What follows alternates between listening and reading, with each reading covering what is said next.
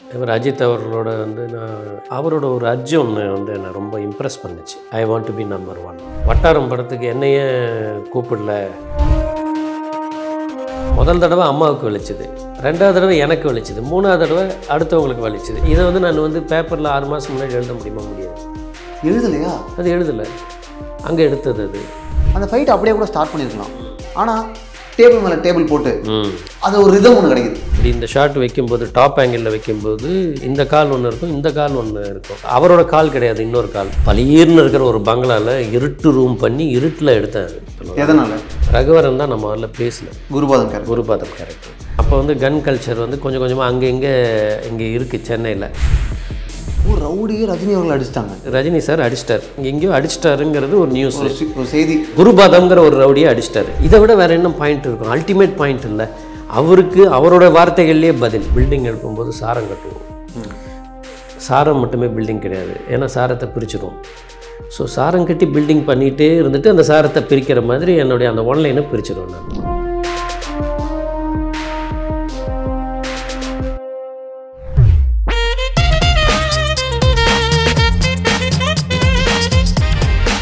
Iconic film சீரீஸில் நாம் discuss பண்ண போகிற படம் வட்டாரம். வட்டாரம் சூஸ் பண்ணதுக்கான ஒரு முக்கியமான காரணம் என்னென்னா, வட்டாரம் படத்தினுடைய தாட்டே ரொம்ப பெருசாகவும் யூனிவர்சலாகவும் இருக்குது. இவர் அஜித் அவர்களோட வந்து நான் என்னோடய முதல் படத்துலேருந்து ட்ராவல் பண்ணிவிட்டு அவரோட ஒரு அர்ஜு ஒன்று வந்து என்னை ரொம்ப இம்ப்ரெஸ் பண்ணுச்சு. I want to be number one, I want to be number one அப்படிங்கிறது வந்து அவருடைய தாட் வந்து எப்போவுமே அந்த பொசிஷனை நோக்கியே இருந்தது. அந்த ஸ்டேஜ்லேயே வந்து அவர் குறி வச்சது வந்து அந்த மாதிரி ஒரு ஒரு ஒரு பெரிய ஸ்டார்டம், சூப்பர் ஸ்டார்டம் மாதிரி அந்த இடத்துல இருக்கணும் அப்படிங்கிற ஒரு அர்ஜு வந்து அதுதான் எனக்கு வந்து பர்சனல் இன்ஸ்பிரேஷன் ஃபார் வட்டாரம். அவர் தான் இன்ஸ்பிரேஷன், அவருடைய தாட் தான் இன்ஸ்பிரேஷன். அவங்களே நடிக்க வச்சிருக்கலாமே அப்படின்னு. அதான் அந்த இன்ஸ்பிரேஷன் இருந்து நான் இந்த கதையை உருவாக்கும் பொழுது அவர் வந்து அவருக்குன்னு ஒரு தனி சேர் கிடச்சிருச்சு. அஜித் வந்து அந்த படத்தில் நடிக்கக்கூடிய இடத்துலேருந்து இன்னும் மேலே உயரத்துக்கு போயிட்டார். வட்டாரம்லேருந்து I want to be number one அந்த பொசிஷன் வரணும்னு அவர் சொல்ல முடியாது. அதை தாண்டி அவர் ஒரு ஸ்டேஜுக்கு போயிட்டார். அதனால் என்ன வந்து அவரை சாய்ஸ் எடுக்கலை. அஜித் அவர்களுடைய ஏர்ஜ் தான் உங்களுக்கு இன்ஸ்பிரேஷன் சொல்கிறீங்க. இந்த ஐடியாவை நீங்கள் அவங்கள்ட்ட பவுன்ஸ் பண்ணியிருக்கீங்களா? அவர்கிட்ட நான் வந்து பண்ணலை. அதனால தான் அவருக்கு வந்து என் மேலே ஒரு வருத்தம். வட்டாரம் படத்துக்கு என்னையே கூப்பிடல, நான் பண்ணியிருப்பேனே அப்படின்னு சொல்லிட்டு அவர் அதுக்கப்புறம் வந்து அவருக்கு ஒரு ஆதங்கம் இருந்தது. அப்போ நான் உங்ககிட்ட சொன்னேன், அதே பாயிண்ட் தான் சொன்னேன். நான் எப்படி பண்ண முடியும்? நீங்கள் தான் ஆல்ரெடி அந்த இடத்துக்கு போயிட்டீங்களே. அந்த இடத்துக்கு போகக்கூடியவரை வச்சு சமகால ஒரு இதுவாக போனோம்னா அந்த ட்ராவல் வந்து நல்லாயிருக்கும். அதனால தான் நான் வந்து வட்டாரமில் வந்து உங்களை யோசிக்கலை அப்படின்னு சொல்லி அவர்கிட்ட சொன்னேன். நான் ரொம்ப அரெஸ்டிங்கான ஒரு எக்ஸ்பீரியன்ஸாக எனக்கு வட்டாரம் எதனால் இருந்துச்சுன்னா, very first shot, very first dialogue, அங்கேயே அந்த படத்துக்கான ஒரு புதுமை வந்துருச்சு. அங்கேயே அந்த கேரக்டர் ரொம்ப சாலிடாக நீங்கள் இன்ட்ரடியூஸ் பண்ணிட்டீங்க, எஸ்டாப்ளிஷ் பண்ணிட்டீங்க. நான் பிறந்தோடனே முதல்ல பார்த்தது கத்தி தான். கத்தி, ஆமாம். சிசேரியன். ஆந்திரா பக்கமெல்லாம் ஒரு பழக்கம் இருக்கும். அந்த குழந்தைங்க வந்து ஒரு பர்டிகுலர் ஒரு 8 மாதம் தவழ்கிற ஸ்டேஜில் வரும்போது அவங்க வந்து ஒரு ஃபங்க்ஷன் மாதிரி பண்ணுவாங்க. அந்த ஃபங்க்ஷனில் வந்து புத்தகம், கத்தி, இந்த மாதிரி பொருட்கள் எல்லாம் வச்சுட்டு இந்த குழந்தைய இங்கேருந்து தவழ விடுவாங்க. அது எதை போய் எடுக்குதோ அதுவும் ஆகும்னு அவங்களுக்கு ஒரு நம்பிக்கை. புத்தகத்தை எடுத்துச்சுன்னா அவன் படிப்பாளியாக வருவான், கத்தியை போய் தொட்டுச்சுன்னா வந்து ஒரு பலசாலியாக வருவான். இந்த மாதிரி அந்த பொருட்களை வச்சு அவங்க வந்து இது பண்ணுவாங்க. அப்போது எனக்கு வந்து இதனுடைய முதல் ஷாட் வந்து ஒருத்தனுடைய லைஃப் வந்து ஒரு ஸ்ட்ரகிளிங்கில் இருக்க போது ஒரு வன்முறையை வந்து ஒரு ஆயுதமாக கையில் எடுக்க போகிறான் அப்படின்னு இருக்கும்போது, அப்போ எனக்கு வந்து என்னென்னா, அப்போ சிசேரியனில் பிறக்கும்போது அந்த குழந்தையோட பாயிண்ட் ஆஃப் வியூவில் என்ன இருக்கும்? கத்தி தானே இருக்கும். ஸோ நான் இதை வந்து கனெக்ட் பண்ணேன். நம்ம வந்து அந்த ஆந்திராவில் இருக்கிறது வந்து அது பிறந்த ஒரு 8 மாத குழந்தைக்கு பண்ண வேண்டியதை ஒரு பிறக்க போகிற ஒரு குழந்தை முதல் பார்க்குறது வந்து கத்தியாக இருந்தால் எப்படி இருக்கும்? அதனுடைய வாழ்க்கையை வந்து கத்தியை நோக்கி தானே போகும் அப்படிங்கிற ஒரு தாட்டு. அதனால் அது வந்து ஸோ அப்போ வந்து சிஜி வந்து இவ்வளோ தூரம் இல்லை. எனக்கு இன்றைக்கும் அது மேலே எனக்கு அவ்வளோ திருப்தி இல்லை அந்த ஷாட்டு. அப்படியா? ஆமாம், எனக்கு தெரியல. அப்படி ஓகே. ஆமாம், எனக்கு அந்த சிஜி வந்து எனக்கு வந்து அது ஒரு இன்னும் பெட்டராக இருந்திருக்கலாம். ஆமாம். எழுதும்போது எல்லாருமே ஃபேஸ் பண்ணுற ஒரு முக்கியமான ஸ்ட்ரகிள் என்னென்னா, தாட்லாம் இருக்கும், பேனா பிடிச்சி எழுதும்போதோ இல்லை கீப்பேடில் கை வைக்கும் போதோ எதுலேருந்து ஆரம்பிக்கிறது, ஃபஸ்ட்டு லைன் என்ன, இது வந்து ஒரு ஸ்பீட் பிரேக்கராக இருக்குன்னு பல பேர் சொல்லி நாங்கள் கேள்விப்பட்டிருக்கோம். நீங்கள் எழுதின ஃபஸ்ட்டு லைன் என்ன, இதுதானா சிசேரியன்றது ஃபஸ்ட்டே வந்துருச்சு அவங்களுக்கு? இல்லை வரல. அதாவது நீங்கள் வட்டாரம் பொறுத்தளவில் வந்து அது வந்து என்னுடைய ஒரு ஆஸ் அ ரைட்டராக என்னுடைய ஒரு தனிப்பட்ட ட்ராவல் அது. அண்ட் ஆஸ் அ டைரக்டராகவும் என்னுடைய எல்லா படங்களுக்குமே வந்து ஜஸ்ட் ஒரு ஒன் லைன்னா எக்ஸாக்ட்லி ஒன் லைன், ஒரு ஹிண்ட் மாதிரி இருக்கும், அவ்வளோதான். அந்த சீனுடைய தாத்பரியம், அந்த சீன் வந்து எப்படி பண்ண போகிறோம், அந்த கதை வந்து எப்படி கொண்டு போக போகுதுங்கிறது வந்து எனக்கு வந்து ஒரு ஒரு ஒன்லைனாக இருக்கும். இந்த ஒன்லைனை வச்சுக்கிட்டு நான் டைலாக் எழுதுறதுக்கு போக மாட்டேன். இதில் ஃபில் இன் த பிளாங்க்ஸ் நிறைய இருக்கும் இந்த ஒன்லைனில், அது கொஞ்சம் ஸ்பேஸ் வச்சுக்குவேன். அப்புறம் செக்மெண்ட்ஸாக வந்து என் மைண்டில் வந்து அது உருவாயிடும். சரி, இது வந்து பிகினிங், இந்த கதையை வந்து இப்படி சொல்ல போகிறோம், இந்த மாதிரி கேரக்டரைசேஷன் வந்து கொடுக்க போகிறோம். அப்புறம் அந்த பர்டிகுலர் ஆர்டிஸ்டோட இன்புட்டுக்கு உண்டான ஒரு ஸ்பேஸு. ஸோ இப்படி வச்சுக்கிட்டு ஸ்டார்ட் பண்ணி போகும்பொழுது, அப்போது எடுக்கும் பொழுது தான் நான் டைலாக் எழுதுவேன். எப்போவுமே ஸ்பாட்டில் ஷூட் பண்ணும்போது தான் நான் டைலாக் எழுதுவேன். அதுக்கு முன்னாடி நான் வந்து எவ்வளோ டைலாக் எழுதுனதாக பாவலாக தான் இருக்குமே தவிர இருக்கும். அது வந்து அதாவது அது எப்படின்னா, என்னை பொறுத்தளவில் ரூல்டு பேப்பர் மாதிரி என்னுடைய அந்த லைன், அந்த ரூல்டு பேப்பர் மேலே நம்ம எழுதுவோம்ல, அதான இது. அதுதான் என்னுடைய மை வே ஆஃப் மேக்கிங் இது. ஸோ ஸ்பாட்டில் வந்து அந்த டைலாக் வந்து அது வந்து யூ ஹவ் பீன் கார்னர்டு இல்லை, லைட்டிங் ரெடி ஆகிட்டுருக்கு, ஆர்டிஸ்ட் ரெடி, இந்த சீன் கான்செப்ட் ரெடி, என்ன டைலாக் வரப்போகுது அப்படிங்கிறது வந்து மற்றவங்க மாதிரி எனக்கும் ஆச்சரியமாக இருக்கும். அந்த தாட் ப்ராசஸில் அந்த கதை என்ன, அந்த சீன் என்ன எதிர்பார்க்குதோ டைலாக்காக எழுதுவேன். அதனால தான் உங்களுக்கு வந்து என்னென்னா, அது வந்து மெஷர்டு லைன்ஸாக இருக்கும்.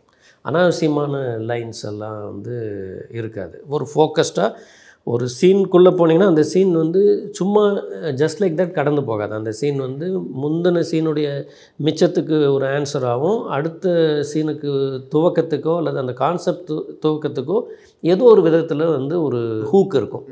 இதுதான் என்னுடைய சீன் ஃபார்மேட் அது. ஸோ அப்படி தான் அது வந்து கொஞ்சம் கொஞ்சமாக தான் டெவலப் ஆச்சு. ஒரு பாதி தூரம் போகும்பொழுது தான் முதல் தடவை பிறந்தப்போ என்னாச்சு, ரெண்டாவது தடவை பிறந்தப்போ என்னாச்சு, மூணாவது தடவை பிறந்தப்போ என்னாச்சு. இதுதான் முதல் தடவை அம்மாவுக்கு வலிச்சுது, ரெண்டாவது தடவை எனக்கு வலிச்சுது, மூணாவது தடவை அடுத்தவங்களுக்கு வலிச்சுது. இது அவனுடைய அந்த இது. ஸோ அதை ஒட்டி நம்ம வந்து அந்த கான்செப்டை ஃபிக்ஸ் பண்ணும் பொழுது அப்படி இந்த பிகினிங் ஆரம்பிக்கும் போது நம்ம இப்படி ஆரம்பித்தா என்ன. ஓ நைஸ். இப்போது இந்த கேரக்டர் பர்மான்ற கேரக்டர் 3 முறை பிறப்பெடுக்கிறான். இது எப்போ நீங்கள் ஃபிகர் அவுட் பண்ணுறீங்க? திரைக்கதை எனக்கு வந்து உருவாகி அது வந்து ஒரு ஹாஃப்வே ஒரு ஷூட்டிங் ப்ராசஸ் போயிட்டுருக்கும் பொழுது நான் 3த்தையும் கனெக்ட் பண்ணுறேன் என் மைண்டில். 3த்தையும் ஒரு கான்செப்ட் ஆகினா எப்படி இருக்கும், டைலாக்லேயும் அந்த பேட்டர்ன்லேயும் கொண்டு வந்தால் எப்படி இருக்கும் அப்படிங்கும்போது இந்த மாதிரி ஒரு டைலாக் பேட்டர்ன் பண்ணிக்கலாம். அப்போது இதை காயினேஜ் பண்ணலாம். ஏன்னா ஹைலைட்டாக தானே ஒரு லைனுக்கு அண்டர்லைன் பண்ணும்போது ஒரு ஹைலைட் அந்த மாதிரி வந்து இது வந்து படத்தில் வந்து ஒரு முக்கியமான ஒரு போர்ஷனாக இருக்க போகுது. பிறந்தப்போ அம்மாவுக்கு வலிச்சுது, ரெண்டாவது நான் பிறந்தப்போ எனக்கு வலிச்சுது, மூணாவது நான் பிறந்தப்போ மற்றவங்களுக்கு வலிச்சுது. அதான் கதை. அப்போ அதை ஒட்டி நம்ம வந்து முன்ன பின்ன அங்கங்கே இதை பேஸ் பண்ணி முன்னாடி கொஞ்சம் போடுறது. அதுக்கு தான் அங்கே ஸ்பேஸ் வச்சுருக்கேன். நீங்கள் பார்க்கும்போது இந்த நிட்டிங் வந்து நம்ம முதலேருந்து ஆரம்பித்த நிட்டிங் கிடையாது. அது ஒரு குரோஷே மாதிரி பண்ணுற நிட்டிங் கிடையாது. இங்கேருந்து ஆரம்பித்து வந்து அது ஒரு பொருளாகிறதுங்கிறது கிடையாது அதில். ஸோ இந்த ஸ்பேஸ் வந்து இப்போ இதுக்கு ரெலவெண்ட்டாக ஸ்பேஸ் வந்து முன்னாடி நான் க்ரியேட் பண்ணுவேன். இல்லைன்னா இருந்துச்சுன்னா அதை ஃபில் பண்ணுவேன். அப்போ என்ன ஆகுனா உங்களுக்கு வந்து அங்கேருந்தே இந்த கதை ஆரம்பித்த மாதிரி இருக்கும். ஸோ இது எந்த பாயிண்டில் எந்த புள்ளியில் துவங்கினதுங்கிறது வந்து ஒரு கன்ஃபியூஷன் வரும் இருக்குது. ஆமாம், எப்படி இந்த ஜிக்ஸா பசில் கரெக்டாக அமைஞ்சிருக்குன்ற கேள்வி இருக்குது. அதனால தான் அந்த படத்தை டிஸ்கஸ் பண்ணணும்னு நம்ம நினச்சோம். இப்போ நீங்கள் இந்த பதில் சொன்ன பிறகு எனக்கு என்ன டவுட் வருதுன்னா, ஷூட்டிங் ஸ்பாட்டில் போயிட்டு டயலாக்ஸில் ஒர்க் பண்ணுறதுன்றது இருக்கு இல்லையா, டைரக்டர் சரண் ஹிட்ஸ் கொடுத்துட்டீங்க, பிளாக் பஸ்டர்ஸ் கொடுத்துட்டீங்க, அதனால் இது மற்றவங்களுக்கும் ஓகேவா இருக்கலாம். வாட் இஃப் இந்த அப்ரோச் ஒர்க் ஆகலைன்னா? ஒர்க் ஆகாதுங்கிறது வந்து என் படங்கள்லேயே நடந்திருக்கு. அதில் வந்து இது இல்லை. பட் வந்து இதுதானே அந்த மேஜிக். நீங்கள் வந்து 6 மாதத்துக்கு முன்னாடி எழுதுனா அது 6 மாதம் பழசு என்னை பொறுத்தளவில். ஒரு ஸ்கிரிப்ட், பவுண்டட் ஸ்கிரிப்ட் நீங்கள் வந்து ரெடி பண்ணுறீங்க, கொடுக்குறீங்க. பவுண்டட் ஸ்கிரிப்ட்லேருந்து அது என்னுடைய சினிமா இன்டர்பிரிட்டேஷன். அது வந்து அது போகும்போது இன்னொரு அடுத்த ஒரு 6 மாதம் ஆயிடுச்சுன்னு வைங்களேன், இந்த ஸ்கிரிப்ட் 6 மாதம் பழசு. அப்போது அது எப்படி நான் பழசு வந்து எடுக்க முடியும்? ஏன்னா அன்னன்னைக்கு தாட் ப்ராசஸ் மாறிக்கிட்டே இருக்குல்ல. நம்ம அந்த 6 மாதத்துக்குள்ளே நமக்கு வந்து ஒரு இம்பேக்ட்ஃபுல்லாக வேறு ஏதாவது படங்கள் நம்மளை பாதிச்சிருக்கலாம், வேறு படித்தது பாதிச்சிருக்கலாம்.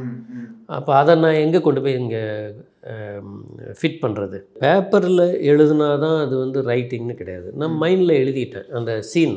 உங்களுக்கு கிளியர் விஷன் இருக்குது மனசில்? ஆமாம், எனக்கு கம்ப்ளீட்டாக இருக்கிறதுனால இப்போ வந்து என்னுடைய அசிஸ்டன்ஸுக்கு வந்து புரியவே புரியாது நான் என்ன பண்ணுறேன் அப்படின்ட்டு.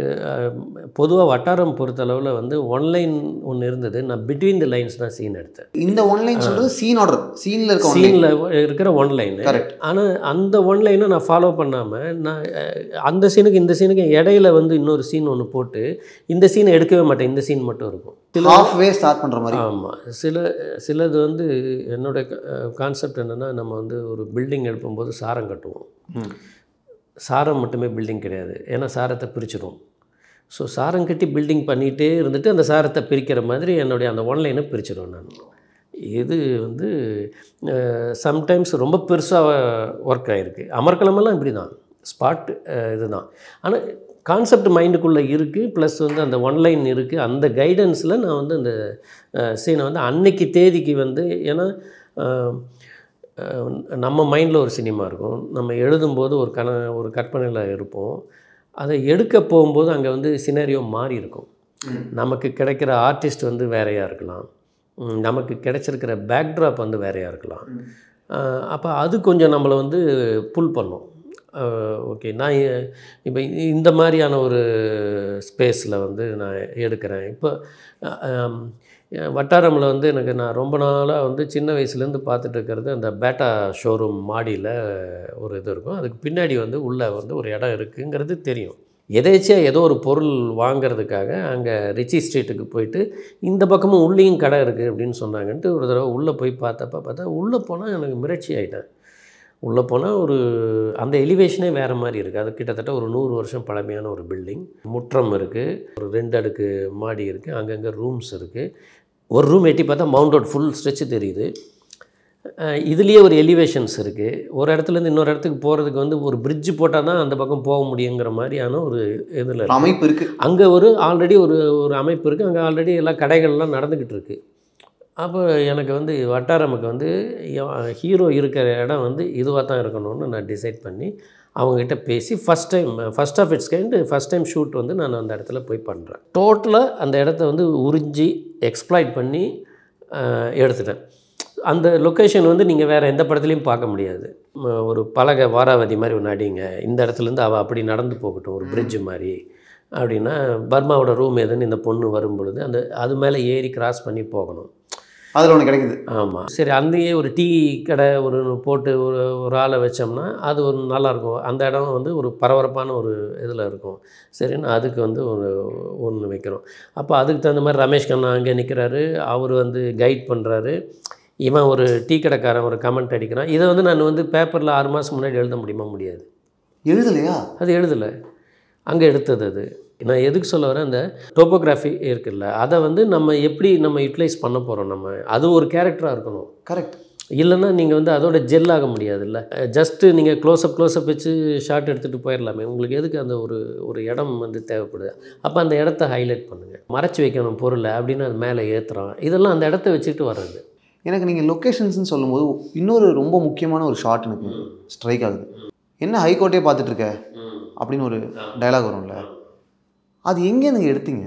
ஏன்னா அவர் நிற்பார், ஹைகோர்ட் பில்டிங் ஃபுல்லாக அவர் பின்னாடி இருக்கணும். அது வேறு எந்த படத்துலையும் பார்த்த மாதிரி எனக்கு ஞாபகம் இல்லை. அது வந்து அங்கே பாரிஸ் கார்னரில் வந்து அந்த ஹைகோர்ட் பில்டிங்கை பேக் ட்ராப்பாக வச்சு ஒரு மொட்டை மாடியை கன்வின்ஸ் பண்ணி அங்கே போயிட்டு ஏர்லி மார்னிங் போய் அந்த ஷாட் வந்து நான் எடுத்தேன். அது பார்த்திங்கன்னா சின்ன சீன், ஒன்றும் பெரிய சீன் கிடையாது, ஒரு 3 டைலாக்னா அதில் தான் அவனுடைய அந்த கான்செப்டை சொல்லுவான். நானே குருபாதம் ஆக போகிறாங்கப்பா இல்லையா, குருபாதம் மாதிரி ஆக போறியா, இல்லை நானே குருபாதமாக ஆக போகிறேம்மா. ஸோ அதை சொல்கிறதுக்கு வந்து சட்டத்தோட குறியீடு இருந்துச்சுன்னா எப்படி இருக்கும். ஸோ அதனால் அந்த பேக்ட்ராப்பை செலக்ட் பண்ணி அதை பர்மாங்கிறதுனால அந்த ஏரியாக்குள்ளே பாரிஸ் கார்னரில் எந்த ஒரு ஷாட் வச்சோம்னா ரெலவெண்ட்டாக இருக்கும், அதுக்காக பண்ணது அது. இந்த டைலாக் நீங்கள் உள்ளே கூட வச்சுருக்கலாம். கரெக்ட்ல. பீச்லலாம் ஷாட் இருக்கு, பீச்சில் வச்சிருக்கலாம். ஆனால் அந்த ஷாட்டு அவன் ஒரு எலிவேஷன் நினைக்கிறான், அவன் பின்னாடி ஹைகோர்ட்டே தெரியுது, அங்கே வச்சது ரொம்ப நல்லா இருந்துச்சு. இதெல்லாம் பீயிங் ஸ்பான்டேனியஸாக இதெல்லாம் எழுதி எடுத்தது ஸ்பான்டேனியஸ். இது இந்த பர்டிகுலர் இதை பொறுத்தளவில் வந்து கேமராமேனோட ஐடியா. அந்த இடம் வரும் பொழுது அவங்க வராங்கன்னு அது ஒரு ஹாலில் அவனை பிடிச்சி இழுத்துட்டு வராங்க அப்படின்னு சொல்லி வரும் பொழுது ஷேடோவில் வந்து பண்ணலாங்கிறது வந்து அது ஒரு அந்த ஷேடோ எப்படி அதை க்ரியேட் பண்ணலாம், அதை எந்த மாதிரி இது பண்ணால் நல்லாயிருக்கும், எங்கேருந்து எங்கே வந்தால் லைட்டிங் என்ன பேட்டர்னில் பண்ணோம்னா அங்கேருந்து வரும்போதே பிரம்மாண்டமான ஒரு உருவமோட அப்படி வந்து பக்கத்தில் வரும்போது வந்து கரெக்டாக அந்த லொக்கேஷனில் செட் ஆகிறதுங்கிறது வந்து கேமராமேனுடைய ஒரு இன்புட் அது. பட் அதை வந்து நம்ம கரெக்டாக சேனலைஸ் பண்ணணும் ஃப்ரேம்குள்ளே, அது வந்து வேஸ்ட் ஆகிடக்கூடாது அந்த தாட்டு. கேமராமேன் இந்த தாட்டை இந்த இன்புட்டை உங்கள்கிட்ட சொல்கிறாங்க, இது நாளைக்கு இந்த சீன் எடுக்க போகிறோம் அப்படின்னு நீங்கள் பேசும்போது வந்துச்சா இல்லை அன்னைக்கா? அப்போ அதாவது என்னென்னா நமக்கு வந்து பரபரன்னு ஒன்று இருந்துக்கிட்டே இருக்கும். ஓகே இந்த சீன்னு இதை வந்து நம்ம எப்படி எடுக்கலாம், என்ன மாதிரி டிஃப்ரென்ஷியேட் பண்ணி எடுக்கலாம் அப்படிங்கிற ஒரு பரபரப்பு இருக்கும்ல, அந்த பரபரப்பில் வர ஐடியாஸ் தான் இதெல்லாமே. நீங்கள் ஜஸ்ட்டு முந்தின நாள் போய் லொக்கேஷன் ரெக்கி பண்ணும்போது அப்படியே பார்த்துட்டு இந்த சீன் இங்கே எடுத்துக்கலாம், இந்த சீன் இங்கே எடுத்துக்கலாம், இது இப்படி பண்ணலான்னா அது வந்து வராது. நமக்கு அந்த இடத்துல அந்த ஒரு ப்ரெஷரில் வந்து நம்ம பண்ணுவோம், அப்போ தான் அது அந்த ஜோஷ் வந்து நமக்கு கிடைக்கும். அது நான் ஏன் தெரியுமா இதை ஸ்பெசிஃபிக்காக பேசணும்னு நினச்சேன், ரொம்ப சீம்லெஸ்ஸாக ஒன்று நடந்திருக்கு இதில். இப்போ இந்த ஷார்ட் இருக்கும், ஒயிட் கிளாத்து, சில்லவுட்டில் எல்லாருமே தெரியுறாங்க, ஒரு பெரிய உருவமாக பர்மா வந்து இவங்களுக்குள்ளே செட் ஆகும். அங்கே ஆவி பேஸ் பண்ணி ஒரு டயலாக் எழுதியிருப்பீங்கல்ல, அது வந்து டப்பிங்கில் ஆட் பண்ணதா இல்லை அது வந்து அங்கேயே இது பண்ணதா? ஏன்னா அதுக்கு முன்னாடி நடக்கிறது அவன் செத்து போயிட்டான்னு எல்லாரும் நினைக்கிறாங்கல்ல, செத்து போயிட்டாங்கிற மாதிரி தானே இருக்கும், அவனை போய் கடலில் தூக்கி போட்டுருவாங்க. கரெக்ட். அவன் அதுக்கப்புறம் வந்து இவனை கூப்பிட்டு வந்து இது பண்ணும்போது அந்த ஆவிங்கிற ரெஃபரன்ஸ் வந்து நம்ம சொல்கிறோம். அது அப்போது இந்த ஷேடோ வரும்பொழுது நமக்கு வந்து தாட் ப்ராசஸில் என்னன்னா அந்த அந்த அந்த பேய்ங்கிற ஒரு இதுவும் வரணும், உங்களுக்கு ஒரு ஃபீல். அதான் ஆச்சரியமா இருக்குது, இது எப்படிங்க ஸ்பாட்டில் நடக்கும்? ஏன்னா போன சீனில் கொண்டுட்டாங்க, கொன்னவனை பார்க்குறதுக்கே அவன் வரான், அவன் உயிரோடு இருக்கானா இல்லையான்றது அவனுக்கு ஆச்சரியமா இருக்கு. அப்போ நீங்க இந்த ஷேடோ வச்சு ப்ளே பண்ணும்போது இந்த ஆவின்ற தாட்டு, இறந்தவன் திரும்ப வர தாட்டு, இப்போ அவனை பிடிச்சி இழுத்துட்டு வராங்கங்கிறது ஷேடோவில் வச்சா நல்லா இருக்கும்னா அதுக்குள்ளே டைலாக்கு இந்த இந்த இழுத்துட்டு வர்றது வந்து அந்த பொசிஷனில் வந்து போய் எடுக்கிறதுன்னு நான் வந்து கம்போஸ் பண்ணும் பொழுது உங்களுக்கு வந்து எல்லாமே வந்து கரெக்டாக, அதாவது வலிஞ்சு திணிக்கப்பட்ட ஷேடோ ஷாட் கிடையாது அது அப்படின்னு உங்களுக்கு ஃபீல் வரணும்ல. அதனால தான் நீங்கள் இதை ஸ்பாட்டில் டிசைட் பண்ணீங்கன்னு சொல்லும்போது எனக்கு ஆச்சரியமா இருக்கு. உங்களுடைய படங்களில் டேரக்டர் சரங்கிட்ட நான் ரொம்ப என்ஜாய் பண்ணுறது, ஒரு உதாரணத்துக்கு சொல்லணும், இப்போ ஜெமினி படத்தில் காலேஜுக்குள்ளே ஒரு ஃபைட் வரும், அந்த ஃபைட் அப்படியே கூட ஸ்டார்ட் பண்ணியிருக்கலாம், ஆனால் டேபிள் மேலே டேபிள் போட்டு அது ஒரு ரிதம் ஒன்று கிடைக்குது. இது வரைக்கும் பார்க்காத ஒரு, அதுவும் ஸ்பாட்டில் பண்ணது. அது ஃபைட் மாஸ்டரோட ஐடியா இல்லை, அது வந்து என்னோட ஐடியா. அது அப்படிங்களா? 2 பெஞ்சு பார்த்தா சரி இந்த பெஞ்சை வந்து சீசா மாதிரி இது மேலே போட்டால் இங்கே 2 பேர் உட்காந்தா நல்லா இருக்குமே இது அப்படின்னும்போது சரி அதை எப்படி எலிவேட் பண்ணுறதுன்னா இவர் உட்காந்துருப்பார், டீ சாப்பிட்ருப்பார், அப்படியே எந்திரிக்கிற மாதிரி இருக்கும், யாரோ தூக்குற மாதிரி இருக்கும். அதுக்கப்புறம் பார்த்தோம்னா 2 பேர் தூக்கிட்டு போய் இன்னொரு இது மேலே வைப்பாங்க, அதில் இந்த ரவுடியை வந்து உட்காருவான். ஸோ 2 பேருக்கும் அந்த சீசாவில் வந்து போயிட்டுருக்கோம். அந்த டைமிங், அந்த ரிதம், அந்த இது ஃபைட் ஆரம்பிக்கிறதுக்கு உண்டான ஒரு பில்டப், அது அந்த மாதிரி தான். அது செம்ம தாட்டுங்க. ஏன்னா ஒரு டிரெக்டர் என்ன அடிஷ்னல் வேல்யூ ஆட் பண்ணுறாருன்னா இதெல்லாம் தான் நான் ரொம்ப ஸ்ட்ராங்காக நம்புகிறேன். இப்போ நம்ம ஒன்று நினைப்போம், பல படங்களில் பார்த்துருப்போம், ஆனால் அதுலேருந்து கொஞ்சம் மாறுபட்டு இருக்கும்போது அந்த சீன் வந்து நமக்கு சர்ப்ரைஸாக இருக்குது. குருபாதம் வருவார், என்னடா அந்த பையன் பேசிட்டீங்களா அப்படின்னு கேட்பாரு. கரெக்டாக அந்த நேரத்தில் பர்மாவும் வருவான். வந்தோடனே குருபாதம் என்ன சொல்லுவார், பிஸியாக இருக்கேன், காரில் ஏறு, வீட்டுக்கு பேசலாம்னு சொல்லிடுவாங்க. இப்போ காரில் ஏறணுங்க. குருபாதம் கூட இருக்கிற 2 ஆட்கள். ஆமாம். ஒருத்தர் போய் அவசர அவசரமாக அவரோட சீட் எடுத்துக்கிறாரு ஆமாம். காரில். இன்னொருத்தர் போய் பின்னாடி உட்காந்துரு. இப்போ பர்மா எங்கே உட்கார போகிறான்றது ஒரு கொஸ்டின். அவன் போய் டிரைவர் சீட்டில் உட்காராங்க. அதில் ஆச்சரியமான விஷயம் என்ன தெரியுமா, பர்மா வந்து இவங்க வேண்டான்னு சொன்னதை மீறி அந்த பொண்ணு வந்து நீ வராத பார்க்காதன்னு சொன்னதுக்கப்புறம் இவன் சர்ப்ரைஸாக வரான் சீனில். கரெக்ட். அவரை மீட் பண்ணுறதுக்கு. அப்போ இந்த சர்ப்ரைஸ் வந்து வர்றதுக்கு வந்து என்ன பண்ணணும்னா, பிகினிங் வந்து நீங்கள் கூட வரீங்களான்னு அவர் கேட்பார் வெளியில் வரும்போது நெப்போலியன். இப்போ அவர் பையன்கிட்டையும் ஐராக்கிட்டையும் கேட்பார். ஆமாம். கேட்டால் நாங்கள் வரலிங்க, இங்கே வேலை இருக்குது அங்கே வேலை இருக்குதுன்னு சொல்லிடுவாங்க. ஆனால் இவன் என்ட்ரி ஆனதுக்கப்புறம் இவன் எங்கே அவரோட ஒட்டிக்குவானோன்னு சொல்லிட்டு அவங்க வந்து அதை ஏறிக்குவாங்க. அவங்களோட சீட்டெல்லாம் பத்திரமா வச்சுக்கிறாங்க. ஓகேவா. அன்னைக்கு வந்து இந்த மாதிரியான ஒரு பில்டிங் வந்து ஷூட்டிங் கொடுக்கறதே பெரிய விஷயம். அன்னைக்கு தேதிக்கு வந்து அது ஒரு நாளைக்கு வந்து அது 8 மணி நேரத்துக்கு வந்து 1 லட்சம் ரூபா அப்படின்னு சொல்லி சொன்னாங்க. 13 பிளாக் இருக்குது அந்த பில்டிங்கில் நான் எடுக்க வேண்டியது. இதுக்கு வந்து குறைஞ்சபட்சம் வந்து 4 நாள் தேவைப்படும். அப்போ 4 லட்ச ரூபா கொடுத்து அந்த லொக்கேஷனில் நம்ம எடுக்கணும். அப்போ நான் என்ன பண்ணேன்னா, வேணாம் ஒன்று பண்ணுவோம், அந்த 13 சீனையும் ஒரே நாளில் இந்த 8 மணி நேரத்தில் எடுத்துருவோம் அப்படின்னு சொல்லிட்டு அந்த 8 மணி நேரத்தில் அது சம்மந்தப்பட்ட எல்லா சீனும் நான் அங்கே முடிச்சிட்டேன். அப்போது என்னென்னா உங்களுக்கு எவ்வளோ கம்பல்ஷன் இருக்கும் பாருங்கள். இந்த 13 சீனு 8 மணி நேரம், அந்த இடத்துல நான் வந்து அந்த குறிப்பிட்ட டைமுக்குள்ளே எல்லா சீனையும் முடிக்கணும். எந்த சீனுக்கும் டைலாக் இல்லை ஆஸ் யூஷுவல். இப்போ நான் அது வந்த உடனே இப்போ வந்து அந்த வரிசையை எடுக்க ஆரம்பிச்சிட்டேன். இப்போ இந்த சீன் வந்து என்கிட்ட கான்செப்டாக மட்டும்தான் இருக்குது. காரில் ஏறுற கான்செப்டெல்லாம் கிடையாது. வரான் குருபாதத்தை மீட் பண்ணி நான் சேர போகிறவங்ககிட்ட அப்படிங்கிறதுக்கு உண்டான ஒரு லீடு தான் அந்த இடத்துல வந்து இருக்க போகுது. இதை தான் நான் வந்து பிளான் பண்ண சீக்வன்ஸு. எப்படிங்கிறது வந்து எனக்கே தெரியாது. இப்போ நான் இது சொல்லிவிட்டு இவங்க வராங்க காரில் ஏறாங்கன்னு. இவன் இந்த டிரைவரை இறக்கிட்டு இவன் ஏறான்ல, அது கூட எனக்கு தெரியாது. எனக்கு முதல் தாட்டில் கிடையவே கிடையாது. அசம்பிள் பண்ணிட்டேன், போகும்போது பார்த்துக்கலாம், அப்படி போக போக பார்த்துக்கலாம் அப்படின்னு சொல்லிட்டு வந்தாங்க. இப்போ நான் அந்த இடத்த வந்து நான் நிரப்பணும். இவங்க டக்குன்னு வந்தாங்க, அவருக்கு சீட்டு முன்னாடி சீட்டு இருக்குது, இவங்க 2 பேரும் பின்னாடி சீட்டில் உட்காந்துட்டுருக்குறாங்க. அப்போ இவனுக்கு சீட்டு இல்லைங்கிற மாதிரியான ஒரு இது வரும்போது, அப்போ நானே ஆரியா பொசிஷன்லேருந்து நான் யோசிக்கிறேன், பர்மாவாக நான் யோசிக்கிறேன். அப்போ நான் என்ன பண்ணுவேன், டிரைவரை இறக்கிட்டு நான் உட்காந்துறேன். இது அந்த இடத்துல வந்து அவன் கேரக்டர், அந்த கதை, அது வந்து இழுக்கிற இது, இந்த நேர கட்டுப்பாடு, இதுக்குள்ளே அந்த சீனை முடிக்கணுங்கும்போது எனக்கு வந்து ஸ்பான்டேனியஸாக வந்த தாட்டு தான் டிரைவரை இறக்கிட்டு இவன் உட்கார்றது. அது இட் இஸ் நாட் ரிட்டன் இது ஸ்கிரிப்ட். ஏன் இன்னும் ஹைலைட்டாக ஒர்க் ஆகுதுன்னா, பர்மாவோட அப்பாவும் அதே காருக்கு டிரைவராக இருந்திருக்கு. ஆமாம், அதனால தான் பின்னாடி அவரை கனெக்ட் பண்ணுறேன். எண்டில் பையன் முன்னாடி அடி வாங்கணுமேங்கிற அவமானத்தில் கூனி குறுகி தற்கொலை பண்ணிக்கக்கூடிய ஒரு அப்பா, எந்த சீட்டில் வந்து இவன் வந்து தெரியாமல் உட்காந்தானோ அதனால் பாதிக்கப்பட்டானோ அந்த சீட்டை நோக்கி அவன் போகிறாங்கிற அந்த கனெக்டிவிட்டி ஒன்று இருக்குல்ல, அதுதான் எனக்கு வந்து ஹூப் பாயிண்ட்டு படத்துக்கு இல்லையா. அப்போ அந்த டிரைவரோட பையன் வந்து அவன் அதே பொசிஷன் வந்து அவன் அச்சீவ் பண்ணுறான். அப்படிங்கும்போது எண்டில் வந்து நாசர் வந்து திரும்பி பார்ப்பார். அது வந்து அது இந்த டோட்டாலிட்டிக்காக அதை வந்து ஒரு பொய்ட்டிக்கான ஒரு வேல்யூக்காக அதை பண்ணுறது. பர்மாவை போட்டு அடிச்சுட்டு இருப்பான். ஆமாம். ஒரு கேள்வி கேட்பாங்க, ஆமாம், ஒரு பதில் சொல்லணும். ஆமாம், 3ன்றது தான் ஆன்சர். ஆமாம். இப்படி பண்ணலான்னு நீங்கள் எப்படிங்க டிசைட் பண்ணீங்க?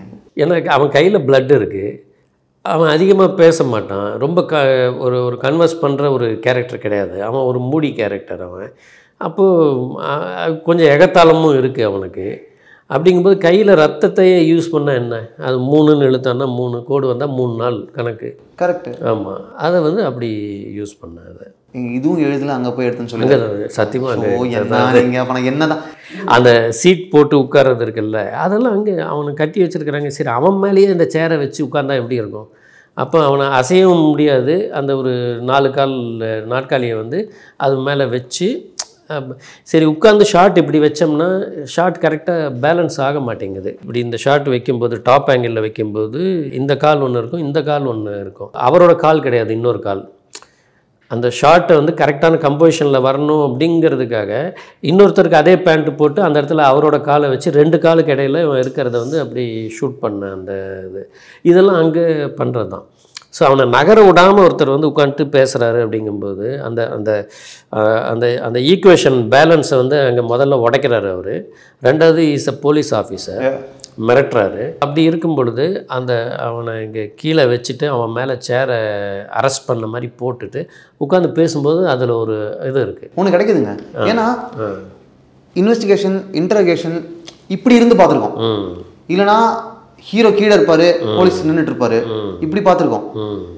பர்மாவோட முகத்தையே பார்க்காம இவர் பேசுறது ரொம்ப புதுசாக. அதுக்கு வந்து கண்ணாடியை வைப்பார். அந்த ஃபேஸை வந்து இவர் பார்க்குறதே வந்து அதை விட்டு தான் பார்ப்பார் அவன் ஃபேஸை எப்படிங்கிறது. இதெல்லாமே வந்து அங்கே இருக்கிறத வச்சுக்கிட்டு நம்ம பண்ணுறது தான். அது பளீர்னு இருக்கிற ஒரு பங்களாவில் இருட்டு ரூம் பண்ணி இருட்டில் எடுத்தேன். அது எதனால்? அவன் எங்கே இருக்கிறாங்கிறது தெரியக்கூடாது. பார்க்குறக்கு வந்து அவன் போலீஸ் வந்து பிடிச்சிட்டு போய் லாக்கப்பில் வச்சுருக்காங்கன்னு இருக்கும். சர்ப்ரைஸ் எலிமெண்ட் என்னென்னா அவன் நெப்போலியனோட வீட்டுக்குள்ளேயே தான் வச்சுருப்பாங்க, பீச் ஹவுஸில். அதான் சர்ப்ரைஸ். கதவை திறக்கும் பொழுது தான் தெரியும் இவர் தாண்டா நம்மளை வந்து செக் பண்ண வந்திருக்கிறாருன்ட்டு. இந்த கதையை ஆரம்பித்தப்போ அவர் வந்து ரியல் எஸ்டேட் பில்டர் மட்டும்தான் கதைப்படி. இந்த கேரக்டர். ஆமாம், இந்த சீன் போச்சு இல்லை, ஒரு சீன் இல்லை ஆக்சுவலாக, ஒன்லைன்லேயும் கிடையாது, படத்தில் கிடையாது. வேறு ஏதோ ஒரு சீன் இது பண்ணுறதுக்காக வந்து சிக்கன் எல்லாம் வாங்கிட்டு வந்துட்டாங்க. ஷார்ட் எடுக்கலை. அந்த அந்த அந்த சீனில் வந்து அதை நான் வந்து யூஸ் பண்ணல அப்படின்னு சொன்னால் எனக்கு வந்து இதாகிடும், ஃபுட்டு வேஸ்ட் ஆகிரும். அதாவது அந்த காசு வேஸ்ட் ஆகிரும் முதல்ல. அப்போ சரி இது வேஸ்ட் ஆகக்கூடாதுன்னு ஒரு சீன் எழுதினேன். வாங்கிட்டு வந்த ஃபுட்டு வேஸ்ட் ஆகக்கூடாதுன்னு ஒரு சீன் எழுதினேன். அதுதான் அந்த ஸ்விம்மிங் பூல் கிட்ட இவங்க எல்லாம் உட்காந்து பேசும்போது நீயும் உட்காரணுன்னு நாய் பிளேட்டில் வந்து இவனுக்கு வந்து கொடுப்பாங்கல்ல, வீரா இவன் உன்னை சாப்பிட்டான் அப்படிம்பார் அவர். இதை மிங்கிள் பண்ணி அவன் வந்து எப்படி அந்த நம்பர்ஸை ஞாபகம் வச்சுருந்து இவங்கிட்ட இல்லாத இதை வந்து அவன் எப்படி சொல்கிறான், அதை அவர் எப்படி கவனிக்கிறாரு, என்ன எதுங்கிறதுக்கு உண்டான ஒரு சீக்வன்ஸாக அந்த சீன் வந்து எடுத்தேன். அது இன்றைக்கி வரைக்கும் எனக்கு அது ரொம்ப பிடிச்ச சீன். இந்த கேரக்டர்ஸோட ஒரு ப்ளே இருக்குல்ல, அதுக்குள்ளே இந்த பொண்ணு வந்து கன்சர்னாக இருப்பாள் அவன் மேலே, பர்மா சாப்பிடு, மற்றவங்கள கூப்பிடுவா வேணும்னு. அப்போ அப்பா சொல்லார், ஏன் பர்மாவுக்கு என்ன, அவன் சாப்பிட்டா என்ன, அவன் வந்து உட்காருவான், அது இவங்களுக்கு பிடிக்காது. நான் உங்களுக்கு சொன்னல துரு பிடிச்சதை வந்து எண்ணெய் போட்டு பாலிஷ் பண்ணிக்கோ, அதான் இது அப்படிம்பாரு இவங்ககிட்ட ஜாடையா. அப்போ உடனே அவங்க வந்து தட்டெல்லாம் எடுத்து வைப்பாங்க. அப்போ அந்த தட்டில் வந்து அந்த நாய் சாப்பிட்டு இருந்தது ஒரு ஷாட் போட்டுட்டு அதுக்கப்புறம் நாய் தட்டை தேடிட்டு இருக்குன்னு ஒரு சின்ன ஷாட் போட்டு அந்த தட்டு இங்கே இருக்கும், அந்த நாய் சாப்பிட்றதோட ஒரு சின்ன ஒரு இது மட்டும் இருக்கும், அதில் போடுவாங்க. இவன் சாப்பிடுவானான்னு ஒரு டீசிங்கு, இவன் அதையும் மீறி அதில் போட்டு சாப்பிடுவான். ஒவ்வொரு இதில் அவனுடைய கிரேட் வந்து அப்படியே மேலே ஏறிக்கிட்டே இருக்கும் அந்த இடத்துல. அப்போது அதுக்கு மேலே முத்தாய்ப்பாக வந்து அவர் ஒரு முக்கியமான விஷயம் கேட்பார், பையன்கிட்ட அதனுடைய இது பாம் டாப் அங்கே வச்சுட்டான் பாம்மா, இவன் உனக்கு எப்படி அது தெரிஞ்சுதுன்னா, இல்லை அந்த ஜானிங்கிற நாய் பேர் தான் அவர் வச்சுருப்பாருன்னு சொல்லி போட்டேன், ஓப்பன் ஆகிடுச்சு, அதில் இதெல்லாம் இருந்துச்சுன்னு சொல்லிவிட்டு அவன் வரிசையாக வந்து அதை சொல்லுவாங்க. இது வந்து அந்த மாதிரி ஒரு ஃபில்லருக்காக எடுக்கப்பட்ட சீன். ஆனால் படத்துலலாம் கிடையாதுங்க, அதுவே ஒரு படம் ஆக்சுவலாக. ஆனால் படத்துக்கு வந்து ஒரு ரெலவெண்ட்டான ஒரு சீக்வன்ஸாக அது எதுக்குன்னா நம்ம அந்த கதைக்குள்ளேயே இருக்கிறதுனால அது அப்படி கிடைச்ச ஒரு ஸ்பேஸில் எடுத்த சீன் அது. இவர் தான் பிடிச்சி வச்சு அடித்தாருங்கிறது வந்து தெரிஞ்ச உடனே இவங்களுக்குள்ள ஒரு கான்வர்சேஷன் நடக்கும் இல்லையா. அவன் கீழே உட்காந்துருப்பான், சிக்கன் நல்லா இருக்கும். அந்த சீன் எடுக்கிறதுக்காக வாங்கின சிக்கன் தான் அன்றைக்கி அந்த சீன் எடுக்க முடியலங்கிறதுக்காக இந்த சீனாக மாறிச்சு. இப்போ இந்த சீன் எடுக்கும்போது திருப்பி ஒரு தடவை அந்த சிக்கன் வர வச்சு இப்போ இந்த சீன் எடுக்கிறோம். அப்போ உங்களுக்கு இயல்பாகவே அந்த கோழி கால் வந்து துப்பாக்கி மாதிரி தான் இருக்கும், அவன் அதை வச்சுக்கிட்டு கையில் வச்சு இது பண்ணுவான். இப்போ அந்த பேசும்போது அப்போ எழுதப்பட்ட டைலாக் தான், நான் இது மட்டும் கிடையாது, நான் வந்து ஆயுத வியாபாரி. நான் எனக்கு என்னென்னா எனக்கு உறுத்திக்கிட்டே இருந்தது இந்த கதை ஆரம்பித்ததுலேருந்து, இவ்வளோ பெரிய ஒரு மேட்ரு வெறும் ஒரு ரியல் எஸ்டேட் ஆளா அப்படிங்கிற ஒரு இது இருந்துகிட்டே இருந்தது. அப்போ ஹீரோவை நம்ம எப்படி உருவப்படுத்தியிருக்கிறோம், அவனை வந்து கிரே மார்க்கெட்டில் கன்று விற்கிறான், பிஸ்டல்ஸ் விற்கிறான் அப்படின்னு நம்ம காமிச்சிருக்கோம். அப்போ அதுக்கு குவைட் ஆப்போசிட் இவர் இன்னும் பெருசாக இருந்தால் எப்படி இருக்கும் அப்படின்னா, இவர் வந்து வெப்பன் டீலராக இருந்தால் எப்படி இருக்கும். அப்போ அவர் அதான் சொல்கிறார், நான் வந்து குப்பனுக்கும் சுப்பனுக்கும் விற்கிறது இல்லை, இன்கம் டேக்ஸ் கூட கட்டுறோம்ப்பா. ஸோ அவர் வந்து அந்த தன்னை பற்றி சொல்லுவார், இது வந்து ஒரு சிண்டிகேட்டு அப்படின்னு. சப்போஸ் நான் உங்களை காட்டி கொடுக்குறேன்னு ஒத்துக்கிட்டு இருந்தால் நான் உன்னை காலி பண்ணியிருக்கோம், எங்கள் சிண்டிகேட் ரூல்ஸ் அப்படி அப்படின்னு. எதுக்குன்னா இவன் ஏன் அவரை காலி பண்ணணுங்கிறதுக்கு வந்து லாஜிக்கலான சில ஒரு டிக் வேணும்ல. அப்போது அதுக்கு வந்து இந்த இதெல்லாம் உபயோகமாக இருக்குது. அப்போ நான் வந்து காட்டி கொடுத்துருந்தா நீ என்னை சாகடிச்சிருப்ப, அப்போ நான் உன்னை சாகடிக்கலாம். பின்னாடி வந்து அது கொஸ்டினாக வந்துடக்கூடாது, அதனால் அதுக்கு உண்டான ஒரு சின்ன சின்ன லீடு வந்து. ஆனால் இப்போ அவங்க அப்பாவுக்கு குருபாதம் பண்ண துரோகம் அதுவே போதுமான காரணம் இல்லையா? என்னை பொறுத்தளவில் அந்த கேரக்டர் வந்து நான் ரகுவரன் பண்ண வேண்டிய கேரக்டர். ரகுவரன் தான் நான் முதல்ல பேசினேன், குருபாதம் கேரக்டர். அப்புறம் ஒரு கம்யூனிகேஷனில் வரல. எனக்கு ஷூட்டிங் போக வேண்டிய நிர்பந்தம் இருக்கும்போது நான் பார்த்தேன், சரி கம்யூனிகேஷனே இல்லாமல் நம்ம ரகுவரன் சாரை எப்படி ஹேண்டில் பண்ணுறது அப்படின்னு சொல்லிவிட்டு எனக்கு ஒரு பயம் வந்துருச்சு. அப்போது நான் வந்து அப்போ வேறு யார் நமக்கு இது பண்ணலான்னா, இப்போ நெப்போலியன் சார் எனக்கு பளிச்சுன்னு மைண்டில் வந்தது. ஃபிக்ஸ் பண்ணுற வரைக்கும் அது நெகட்டிவ் கேரக்டர், 100% நெகட்டிவ். இப்போ 100% நெகட்டிவ் கேரக்டரை நான் வந்து காலி பண்ணால் எனக்கு இந்த சீன் தேவையில்லை. பட் அவர் வந்து ஒப்பந்தமாகும்போது அவர் என்ன சொன்னார்னா, சரண் எனக்கு ஒரே ஒரு ஹெல்ப் மட்டும் பண்ணுங்கள், நான் வந்து பொலிட்டிக்கல் இதுலேயும் இருக்கேன், அதனால் ரொம்ப வில்லனாக ரொம்ப நெகட்டிவாக காட்டாமல் இருந்தால் நல்லாயிருக்கும் அப்படின்னு சொல்லி ரிக்வெஸ்ட் பண்ணார். அப்போ எனக்கு வந்த டைலாக் தான் வந்து ஒருத்தன் காலை பிடிச்சி ஒருத்தன் வாழக்கூடாது அப்படிங்கிறது. எதுக்குன்னா அவர் ஒரு கான்செப்டோடு வாழ்ந்துட்டுருக்கிறாரு அப்படின்னு அந்த கேரக்டர் வந்து நியூட்ரல் ஆக்கினேன். கெட்டவனாக இருந்தால் என்ன பண்ணியிருப்பான், அவனே அங்கேருந்து டிரைவர் உட்காந்தா நான் அது ஏன் சீட்ரா, நீ எப்படிடா நீ உன் பையனை அங்கே உட்காரலாம், அடித்து வரட்டங்கடா அவனை அப்படின்னு அவர் சொல்லியிருந்தாருன்னா இந்த ஜஸ்டிஃபிகேஷன் எண்டுக்கு வந்து அது கரெக்டாக இருக்கும். கரெக்ட். ஆனால் நான் நியூட்ரலைஸ் பண்ண உடனே அவர் அப்போ என்னென்னா அதுக்கு வந்து எனக்கு வந்து ஒரு இது பத்தலை. கூட இருக்கிறவங்க தான் அவங்க தான் இவங்க அப்பாவை அடிக்க சொல்கிறது. அவர் சொல்ல சாவி வாங்கிட்டு அனுப்பிங்கன்ட்டு போயிட்டார். அவர் நல்ல கேரக்டர் ஆகிடுறாங்க. இவங்க தான் டேமேஜ் பண்ணி அனுப்புனாங்க. அதனால தான் அவங்க அப்பா செத்து போயிட்டார். அதனால தான் அவன் வந்தான். அந்த சீட்டு வேணும் இவனுக்கு. அப்போ அவர் கொஞ்சம் நல்லவராகவே தான் நம்ம காட்டுறோம். அவர் என்னதான் இருந்தாலும் அவருக்குன்னு ஒரு மாரல் இருக்குது. அவர் இருக்குது, ஒரு மாரல் வச்சிருக்கிறாரு. ஒருத்தன் காலை பிடிச்சி ஒருத்தன் வாழக்கூடாதுங்கிறாரு, உயிரை காப்பாற்றணுன்றதுக்காக அவர் கொல்லாமல் விடுறாரு. அந்த கேரக்டரை நம்ம எப்படி நம்ம இது பண்ணுவோம். அப்போ இந்த மாதிரி ஒரு இடத்துல உடைக்கிறது, நீ அங்கே சிண்டிகேட் ரூல்ஸ் அப்படி இல்லைன்னா உன்னை காலி பண்ணியிருப்போம் அப்படிங்கிறாரு. இப்படி ஒவ்வொன்றா வந்து அவரை இது பண்ணிவிட்டு இப்போ ரெண்டாவது இதில் ரொம்ப ஈஸி பாயிண்ட்டு, ஒரு பொண்ணு வந்து அந்த குடும்பத்தை சேர்ந்த ஒரு பொண்ணு இவனை லவ் பண்ணுறா, உயிராக நினைக்கிறா. அந்த லவ்வை அக்செப்ட் பண்ணாலே இவன் அந்த ஃபேமிலியில் ஒன்று அந்த பொசிஷனுக்கு போயிடுவான் அவன். கரெக்ட். ஏன் பண்ணல அந்த பொண்ணை யூஸ் பண்ணி இவன் வந்து வர விரும்பலை, குறுக்கு வழியாக அதை வந்து பார்க்குறான். அதனால தான் அவன் லவ்வை அக்செப்ட் பண்ணிக்காமல் இருப்பான். ஆனால் உள்ளுக்குள்ளே ஒரு கொந்தளிப்பான லவ் இருக்கும். அந்த லவ் அவன் எங்கே வெளிப்படுத்துவான், லிஃப்ட் சீனில் தான் வெளிப்படுத்துவான். அவகிட்ட வெளிப்படுத்த மாட்டான், ஆடியன்ஸ் கிட்ட வெளிப்படுத்த மாட்டான். அவன் லிஃப்ட்டில் அந்த கேரக்டருக்கு வந்து இது பண்ணும்போது தான் என்ன லவ் பண்ணுற பொண்ணை வந்து நீ வந்து கல்யாணம் பண்ணிப்பியான்னு சொல்லுவான். அவ்வளோதான். பர்மா அந்த பொண்ணுக்கிட்ட லவ்வை டிரெக்டாக எக்ஸ்ப்ரெஸ் பண்ணிடக்கூடாதுன்ற கிளாரிட்டி உங்களுக்கு கேரக்டராக யோசிக்கும் போதே இருந்துச்சு. இருக்குது.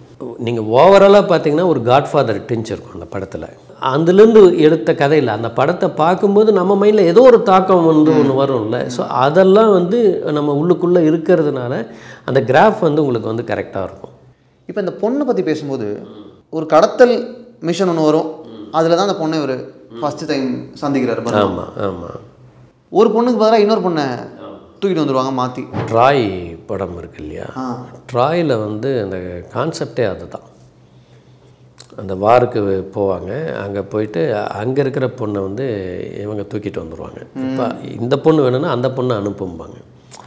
இதுதான் வந்து அதில் இருக்கிற அந்த ட்ராயில் இருக்கிற ஒரு இது, அதனுடைய ஒரு கிளிம்ஸு இதில் வந்து கொடுத்தேன். அந்த இது வட்டாரம் வந்து மனசில் நிற்கிறதுக்கு ஒரு முக்கியமான காரணம், ஒரு எக்ஸாம்பிளோட சொல்லணும்னா இந்த நாய் தட்டு சீன் தான்.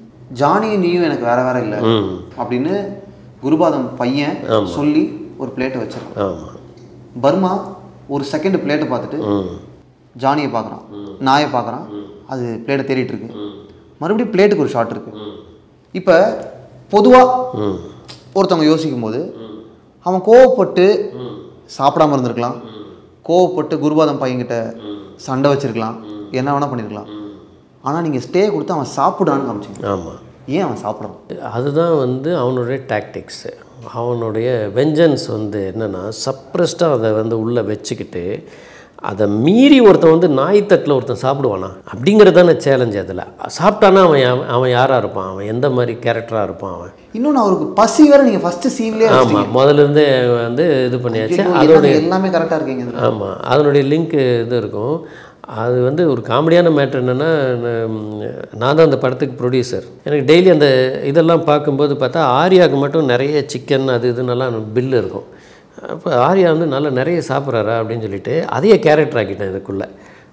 அது எப்போ கிடைச்சாலும் பசியில் சாப்பிட்டே இருப்பான், சிக்கன் சாப்பிடுவான் அதுன்னு எல்லாம் சொல்லி அது வரும்போது அதுக்கு பிறக்கும் போதே இந்த அம்மாவை வந்து அவன் வந்து முழுங்கிட்டான். அது என்ன பசியாக இருக்குதுன்னு என் குழந்தைக்கு கொடுக்குற பாலை கூட அதுவே சாப்பிடுது. அப்படிங்கிறதெல்லாம் ஒரு சின்ன சின்ன கம்பேரிசனில் வந்து அவன் சாப்பிட்றது, இந்த வீட்டுக்கு வந்த உடனே பின்னாடி புழக்கடையில் வச்சு சாப்பிட வச்சுட்ருப்பாங்க, அங்கேயும் வந்து பயங்கரமாக சாப்பிட்ருப்பான். அப்பா கிச்சனில் இருப்பார், அப்பா பசிக்குதுப்பா. ஆமாம், பசிக்குதுப்பா. ஸோ இதெல்லாமே வந்து அவனுடைய அந்த பசியை வந்து ஒரு இதுவாக இருக்கும். அதனால தான் இங்கே வந்து அவன் சொல்ல, என்ன ஐரா பார்க்குற பசி அப்படிம்பா. 10 பறந்துடும், எனக்கு பசி, நீ என்ன வேணாலும் பண்ணு, நான் எதுவுமே காட்டிக்க மாட்டேன், நான் சாப்பிட்றேன் அப்படிங்கிறது தான் அவனுடைய இது. அதனால தான் அதுக்கு வந்து அவர் உடனே என்ன சொல்லுவார், ஐரா வந்து, வீரா இவன் உன்னை சாப்பிட்டுட்டான் பாரு, நம்ம ஏதோ ஒன்று பண்ணோம், அவன் நம்மளையே சாப்பிட்டாங்கிறது தான் அவர் அந்த டைலாக் சொல்லுவார். அங்கேயும் சாப்பிட்டான்னு வருது. ஆமாம், லிஃப்ட்டில் வந்து இதை அவன் வந்து இது பண்ணுவான், என்ன நாய் பிளேட்டில் சாப்பிட்றேன்னா நான் அப்படின்னு நாய் மாதிரி வாலாட்டி காட்டுவான் அந்த லிஃப்ட்டு சீக்வன்ஸில். ஸோ அதனுடைய கோபத்தை வந்து அவன் இங்கே காட்டலை, அவன் அங்கே காட்டுவான். அப்படி பிரிக்கும் பொழுது தான் அந்த கேரக்டரோட தனித்தன்மை வந்து உங்களுக்கு வந்து ஒர்க் அவுட் ஆகும். வெரி ஃபர்ஸ்ட் டைம் பர்மா அந்த அரியாசனத்தில் சின்ன பையனை உட்காரான் இல்லையா, சாதாரணமாக அந்த ஷார்ட்டை ரிவீல் பண்ணும்போது பர்மான்ற சின்ன பையன் அரியாசனத்தில் உட்காந்துருக்கான்னு எடுத்துடலாம். ஆனால் லைட்லாம் ஆஃபில் இருக்கும், அப்பா வருவாங்க, லைட்டை போட்டு அது ரிவீல் ஆகுது. ஆமாம், இப்படி படம் ஃபுல்லாக அங்கங்கே நிறைய ரிவீல்ஸ் வச்சுருக்கீங்க. இது ரிவீலில் இருக்கணும்னு நீங்கள் எப்படி டிசைட் பண்ணீங்க? அட்டென்ஷன் அப்போ தான் வரும்ல உங்களுக்கு, அது ஜஸ்ட் லைக் தட் அப்படியே வரும்போது தேடிட்டே வந்தார், ஒரு சீட்டில் அவன் உட்காந்துருந்தாங்கிறது ஒரு பேட்டர்ன். கரெக்டு. இன்னொன்று வந்து அவர் எங்கேன்னு தேடி லைட் போடும்போது பளிச்சன் ஃபோர்கிரவுண்டில் வந்து அந்த சேரில் வந்து உட்காந்துருக்கிறான்னா அது ஒரு சின்ன ஒரு ஜோல்ட் இருக்கும் ஆடியன்ஸுக்கு. அப்போது அதுலேருந்து அந்த அட்டென்ஷன் ஓகே, அப்போ இந்த சீட்டுங்கிறது ரொம்ப முக்கியம். அந்த லைட் ஹைலைட் பண்ணும்போது தான் அந்த சீட்டோட முக்கியத்துவம் வந்து தெரியும். ஐயா எப்படி உட்காந்தார் பார்த்தியா அப்படின்னு சொல்லி அந்த மோதிரத்தெல்லாம் அப்படி போட்டு அப்படி உட்காந்து காமிச்சு 2 பேரும் தூங்கிடுவாங்க, கண்ணு முழிச்சா எல்லோரும் நிற்கிறாங்க அவங்க முன்னாடி. அந்த சர்ப்ரைஸ் வந்து இருந்துக்கிட்டே இருக்கணும். அரியாசனத்தில் அப்பாவும் பையனும் தெரியாமல் தூங்கிடுறாங்கன்றது இருக்குல்ல, அது ரொம்ப ஒரு நல்ல இமேஜ். தெரியாமல் தூங்கிடுறாங்க, அவங்களுக்குள்ள ஒரு இன்னசென்ஸ் இருக்குது. ஆமாம், ஒரு சின்ன பையன், இன்னொருத்தர் டிரைவரு, வேலை ஜாஸ்தி பண்ணக்கூடியவர், அசதி இருக்கும் அவருக்கு. இவங்க 2 பேரும் ஒரு சொஃபிஸ்டிகேட்டடான ஒரு அரியாசனத்தில் உட்காரும் பொழுது அந்த முரசுக்கட்டிலில் வந்து மோசிக்கிறனார் வந்து தூங்கிடுவார். அந்த பழைய நம்ம கதையில் இருக்கும்ல, அதெல்லாம் நம்ம மைண்டில் எங்கேயோ இருக்கும்ல. எனக்கு என்ன சீனில் தேவைன்னா, கண் முழிச்சு பார்த்தா அவங்க முன்னாடி எல்லாருமே நின்றுட்டுருக்குறாங்க அப்படின்னா இவங்க அசந்து தூங்கியிருக்கணும். அப்போ தான் அந்த ஷாட்டுக்கு இம்பேக்ட் கிடைக்கும். அது நீங்கள் சொன்ன மாதிரி அந்த இன்னோசன்ஸ், அதோட வேல்யூ தெரியல, தெரியாமல் உட்காந்துட்டாங்க. இதுதான் பர்மா குருபாதம் 2 கேரக்டர். பர்மாவுக்கு குருபாதம் ஆகணும், இது வந்து உங்களுக்கு தாட்டாக வந்துருச்சு.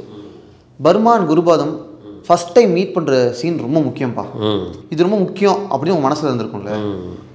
இதுக்கு வெவ்வேறு ஆப்ஷன்ஸ் போய் இந்த உயிரை காப்பாற்றுறதுக்கு வந்துச்சா, இல்லை ஃபஸ்ட்டே அது வந்துச்சா? ஃபஸ்ட்டு இருக்குது. ஏன்னா அந்த பையன் வந்து இங்கே கூட்டிகிட்டு வர்றதுக்கு ஒரு ரொம்ப வேல்யூபிளான ஒரு ரீசன் இருக்கணும். அப்போ அது உயிரை காப்பாற்றுறத விட வேறு என்ன இருக்கும்? ஃபஸ்ட்டு மீட்டிங்லேயே அவ்வளோ பெரிய ஒரு ஆளை வந்து இவன் காலை வாரிடுவான், காலை தொடுற மாதிரி போய் காலை வாரிடுவான்.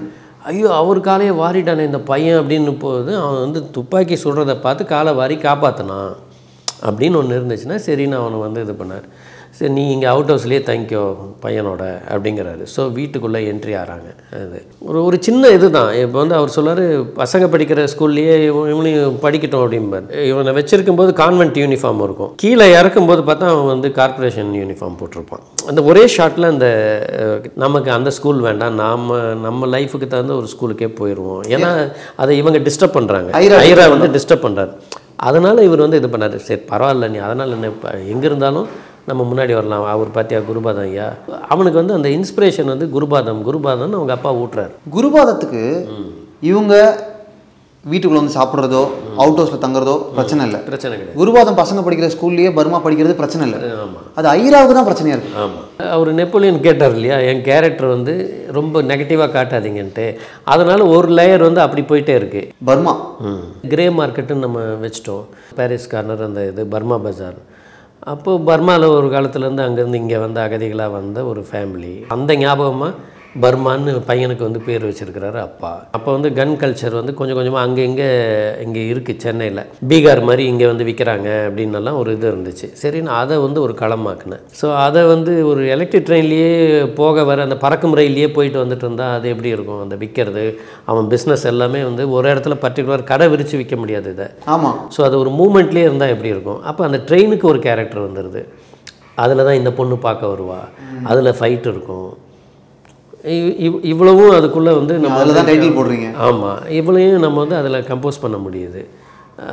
ஸோ அது அந்த ட்ரெயினோட சவுண்டு போட்டு அதனுடைய பாசிங் மாதிரி தான் அந்த வட்டாரம் முன்னாடி அந்த அனிமேஷனில் அப்படி போகும். ஆமாம். ஸோ இதெல்லாமே வந்து உங்களுக்கு அந்த வேகத்தை கொடுக்கறதுக்கு அந்த கேரக்டரோட ஒரு டிசைன் வந்து கேஷுவலாகவும் இருக்கும்.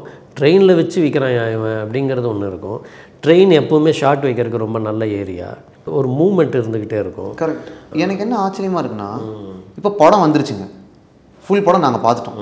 நீங்கள் சொல்கிறதெல்லாம் ஆமாம் இருக்குன்னு நான் மனசுக்குள்ளே டிக் பண்ணிட்டே வரேன். பட் உங்கள்கிட்ட ஒரு எம்டி பேப்பர் இருக்கும்போது, இப்போ நீங்கள் சொன்ன பர்மாவுக்கான 10 கேரக்டர்ஸ் இருக்குல்ல, 10 பாயிண்ட்ஸ் இருக்குல்ல, அது அப்படியே 10 வந்து விழுந்திருக்காது. ஆமாம். அந்த டிஸ்கஷன் எப்படி இருந்துச்சு உங்களுக்கு? அந்த படத்தை பொறுத்தளவில் எனக்கு டிஸ்கஷனுக்கு கூட இருந்த ஒரே ஒருத்தர் வந்து ரமேஷ் கண்ணா தான். அவருக்கு வந்து கொஞ்சம் நல்ல ஒரு உலக சினிமா பரிச்சயம், அந்த இது ஒரு டேஸ்ட் இருக்குது அவர்கிட்ட நீங்கள் வந்து எந்த பால் வேணாலும் போட்டு பவுன்ஸ் பண்ணி பார்க்கலாம். சில பேரோட பேசும்போது தான் நமக்கு தாட் ப்ராசஸ் நல்லா ஷார்ப் ஆகும். நம்ம பேசுகிறது சீனாக வருதாங்கிறது இல்லை, ஆனால் அங்கே பேசுகிறதுனால தான் நம்ம இங்கே ஒரு சீன் வருதுன்னு ஒன்று இருக்குது. சூப்பர். ஒன்லைன் க்ரியேட் ஆகிற வரைக்கும் பண்ணிவிட்டு அப்புறம் கம்ப்ளீட் டெவலப்மெண்ட் வந்து என் மைண்டுக்குள்ளே நடக்கிற எப்படின்னா அந்த டிஸ்கஷன் வந்து என் மைண்டுக்குள்ளே என்ன மாதிரி நானே வந்து ஒரு 15 பேர் இருப்போம். இதுக்குள்ளே நடக்கிற தாட் ப்ராசஸ் அது கம்பல்ஷனுக்குள்ளே நடக்கிறது. பொதுவாகவே என்னோடய இது என்னென்னா, நான் முந்தின நாள் வந்து நாளைக்கு என்ன எடுக்க போகிறோம் அப்படின்ட்டு பண்ண மாட்டேன். நான் இந்த சீன் எடுக்க போகிறோங்கிறது இருக்கும், ஆனால் இந்த சீன் எப்படி எடுக்க போகிறோங்கிறதெல்லாம் நான் எந்த யோசனையும் நான் வச்சுக்கவே மாட்டேன். அந்த முந்தின நாள் நைட்டு வந்து எனக்கு என்ன யோசனை இருக்குன்னா, நான் இன்றைக்கி எடுத்தேன்ல சீன், அதை வந்து என் மைண்டில் நான் எடிட் பண்ணிகிட்டே இருப்பேன். அதை எடிட் பண்ணி நம்ம எடுத்தது கரெக்டாக, இந்த ஷாட்டை எடுத்தோம், இந்த எடிட்டிங்கில் வந்து இப்படி வரும்போது இந்த ரியாக்ஷன் இருக்குது, இந்த ரியாக்ஷன் இருக்குது, இது இருக்குது இவ்வளோ ஊற்றியும் நான் வந்து என் மைண்டில் மேட்ச் பண்ணி ஓகே கரெக்டாக தான் எடுத்து கரெக்டாக வந்துருச்சுன்னு ஒரு ரிவ்யூ பண்ணிவிட்டு தூங்கிடுவேன். மறுநாள் காலையில் போகும்போது க்ளீன் ஸ்லேட்டாக போவேன். அப்போ என்ன தாட்ஸ் வருதோ அதை பேஸ் பண்ணி அந்த கதைக்கு முன்ன பின்ன என் மைண்டில் வந்து உள்ள ஒரு போக்குவரத்து இருக்கும். அப்போ இந்த சீனில் இந்த டைலாக் இங்கே போட்டால் இந்த டைலாக் வந்து அங்கே அந்த டைலாக் வந்து நம்ம பண்ணிக்கலாம், இதை வந்து இதுக்கு ஒரு ஆன்சராக இருக்கும், இந்த டைலாக் வந்து இப்படி ஒன்று பண்ணிக்கலாம் அப்படின்னு சொல்லி அந்த நிட்டிங் வந்து அது உள்ளுக்குள்ளேயே ஓடி உங்களுக்குள்ளே நடந்துடும். உங்கள் டிரெக்ஷன் டீமில் ஒர்க் பண்ணுறது ரொம்ப கஷ்டமாங்க? I think so. ஏன்னா இது எல்லாம் உங்களுக்குள்ளே இருக்குது. ஆமாம். சுற்றி இருக்கிறவங்கள்ட்ட பேப்பர் இல்லை. ஆமாம். ஐராவதம் அந்த கேரக்டர் பேர் எதனால்? எனக்கு வந்து அந்த ஐராவதம்ங்கிற பேர் வந்து என்னோடய சைல்ட்ஹுட் டேஸ்லேருந்து நான் வந்து இந்த ஐராவதம் மகாதேவன் ஒருத்தர் வந்து அப்போ புக்கிலெல்லாம் எழுதுவார். அந்த ஐராவதம்னா என்ன அப்படின்னா, ஐராவதம் இந்திரனோட யானை, வெள்ளை யானை அப்படின்ட்டு. பட் அந்த ஐராவதம்ங்கிற பேர் வந்து எனக்கு பெக்குலியராக என் மைண்டில் ட்ராவல் ஆகிட்டே இருந்தது. வெள்ளை யானைக்கு கான்ட்ராஸ்ட்டாக இருக்கிறார் அவரை வந்து அந்த ஐராவதம்ங்கிற கேரக்டர் வந்து ஃபிக்ஸ் பண்ணேன். குருபாதம் வந்து அப்போ வந்து குருபாதம்னு ஒரு பெரிய ரவுடி வந்து ரஜினி சார் வந்து எங்கேயோ வச்சு அடிச்சிட்டாருன்னு ஒரு பரபரப்பான நியூஸ் அப்போ இருந்தது 80s.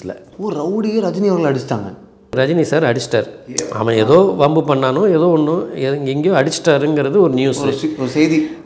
அந்த குருபாதம்ங்கிற ஒரு ரவுடியை அடிச்சிட்டாரு. ஆனால் குருபாதத்தை அடிச்சிட்டாருன்னு வேற ஒரு குருபாதத்தோட ஆட்கள் வந்து கிளம்பி வந்துட்டாங்க. நம்மால் வந்து இந்த இவர் வந்து அடிச்சிட்டாரு, நடிகர் அடிச்சிட்டாரு அப்படின்னு. எங்கேன்னு பார்த்தா மேனா தேட்டரில் வந்து ஒரு படம் பார்த்துட்ருக்கிறாரு. ஏவிஎம் ராஜேஸ்வரி கல்யாண மண்டபம் கிட்டே இருக்கிற மேனா தேட்டர், அப்போ ஒரு ப்ரிவியூ தேட்டர் இருந்தது. இவங்கெல்லாம் அங்கே வந்து சுற்று போட்டாங்க வெளியில். அதுக்கப்புறம் தெரிஞ்சு இல்லையோ அந்த குருபாதம் இல்லையா, இது வேறு குருபாதம்னு சமாதானப்படுத்தி அமுச்சு விட்டதா ஒரு நியூஸ் அப்போ படித்தது. அந்த குருபாதம்ங்கிற நேம் வந்து எனக்கு ரொம்ப நாளாக என் மைண்டில் இருந்துகிட்டே இருந்தது. அது ரவுடி குருபாதம் வேறு, அதனால் அது நல்லா இருக்கேன் அந்த பேருன்னு சொல்லிட்டு இதில் தூக்கி இவர் கேரக்டருக்கு வந்து வச்சேன். நான் கதை எழுதுறதுல மிக முக்கியமான ஒரு டெசிஷன் ஆர் ஸ்ட்ரகிள் என்னவாக இருக்குன்னா, கிளைமேக்ஸ் என்ன, எதை நோக்கி இந்த கதை போகுது, எப்படி இதை முடிக்க போகிறோம். பொதுவாக வந்து நான் என்னுடைய படங்கள் வந்து கிளைமேக்ஸை முதல்ல யோசிக்க மாட்டேன். ஒரு போகிற போக்கில் அங்கே போய் ஒரு பாயிண்டில் வந்து இந்த கதை வந்து கிளைமேக்ஸை நோக்கி நகர்த்திட்டு போயிடும்னு எனக்கு வந்து ஒரு அசைக்க முடியாத ஒரு நம்பிக்கை இருக்கும். ஏன்னா ஏகப்பட்ட கெமிஸ்ட்ரி நடக்கும். ஒரு படம் நடக்கும் பொழுது கெமிஸ்ட்ரி நிறைய இருக்கும். அதெல்லாம் உருவாகி தான் நம்ம வந்து ஒரு கிளைமேக்ஸுக்கு வந்து மோல்ட் ஆகும், அந்த கதை மோல்ட் ஆகும். அந்த நேரத்தில் பார்த்துக்கலான்னு சொல்லிட்டு விட்டுருவேன் நான் எப்போவுமே கிளைமேக்ஸை. இப்போ இந்த கதையை நகர்த்திட்டே போகும்போது இதுக்கு வந்து ஒரு வைட்டல் பாயிண்ட் ஒன்று இருக்கும், இங்கேருந்து நம்ம கிளைமேக்ஸுக்கு போயிடலாம் அப்படின்னு ஒரு தோணும். அப்போ தான் கிளைமேக்ஸை யோசிப்பேன் நான். ஓகே.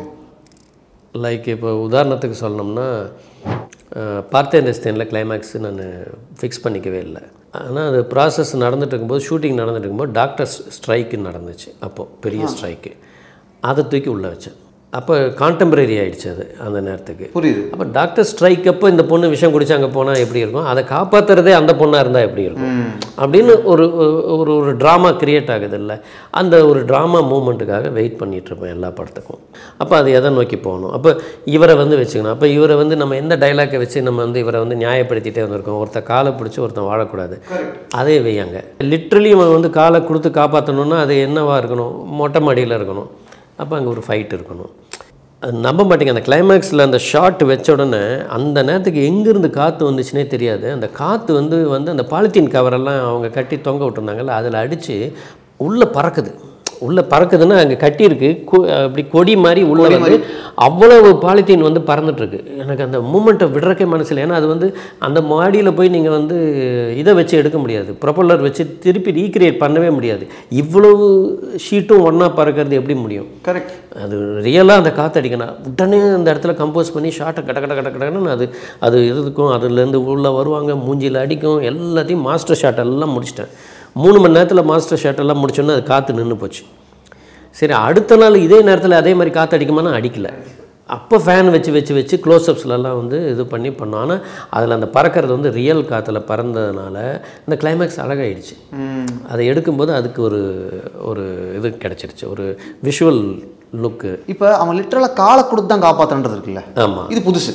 ஆமாம். இது நீங்கள் ஸ்பாட்டில் கிராக் பண்ணுறீங்களோ இல்லை பேப்பரில் கிராக் பண்ணுறீங்களோ, ஓகே, உங்களுக்கே சூப்பரா தோணுமாங்க?